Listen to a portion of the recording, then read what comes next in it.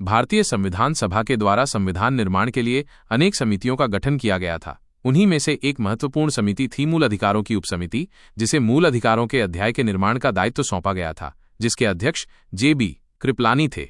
इस समिति के द्वारा मूल अधिकारों के व्यापक दस्तावेज का निर्माण किया गया। स्वतंत्र भारत के समक्ष आर्थिक कठिनाइयां विद्यमान थीं तथा प्रशासन भी पूर्ण रूप में सक्षम नहीं था, इसलिए मूल अधिकारों के भारी भरकम दस्तावेज को लागू करने में व्यावहारिक कठिनाइयां बनी हुई थीं। संवैधानिक सलाहकार BN राव ने सुझाव दिया कि मूल अधिकारों के प्रस्तावित दस्तावेज को 2 भागों में विभाजित करने की आवश्यकता है। प्रथम, वादयोग्य अधिकार एवं द्वितीय, अवादयोग्य अधिकार। वादयोग्य अधिकारों को संविधान के भाग 3 में शामिल किया गया, जिसके उल्लंघन के बाद व्यक्ति उच्चतम न्यायालय में जा सकता है। अवादयोग्य अधिकार की रक्षा के लिए व्यक्ति को उच्चतम न्यायालय में प्रवेश का अधिकार नहीं था। इसी अवादयोग्य अधिकारों को ही निदेशक तत्वों का नाम दिया गया, जिसका संविधान के भाग 4 में अनुच्छेद 36 से 51 तक वर्णन किया गया है। भारतीय संविधान में नीति निदेशक तत्वों को मूलतः आयरलैंड के संविधान से लिया गया था, जिसे आयरलैंड ने स्पेन के संविधान से आत्मसात किया था। उद्देश्य, ऑब्जेक्टिव्स। भारतीय संविधान निर्माताओं का मूल उद्देश्य समाज में विद्यमान विषमता, शोषण, गरीबी और अभाव को दूर करना था, क्योंकि स्वतंत्र भारत में लोगों को स्वतंत्रता और मतदान का अधिकार तो प्राप्त हो गया था,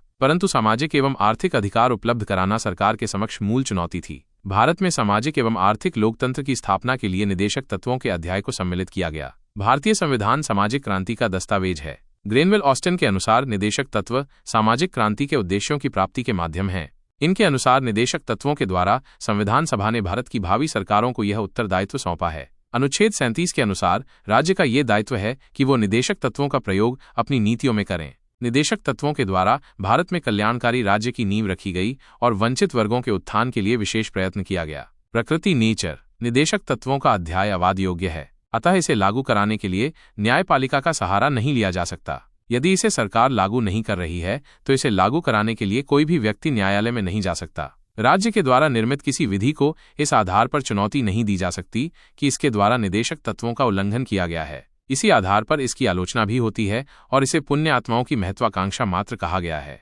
अतः निदेशक तत्व की मूल प्रकृति नैतिक है, इसलिए निदेशक तत्वों को नीति निदेशक तत्व कहा जाता है, जो शासन के संचालन के लिए मूलभूत और शासन संचालन के आदर्श हैं। इसी के साथ निदेशक तत्वों में अनेक अधिकारों का उल्लेख है, जिसे क्रियान्वित करना राज्य का दायित्व है।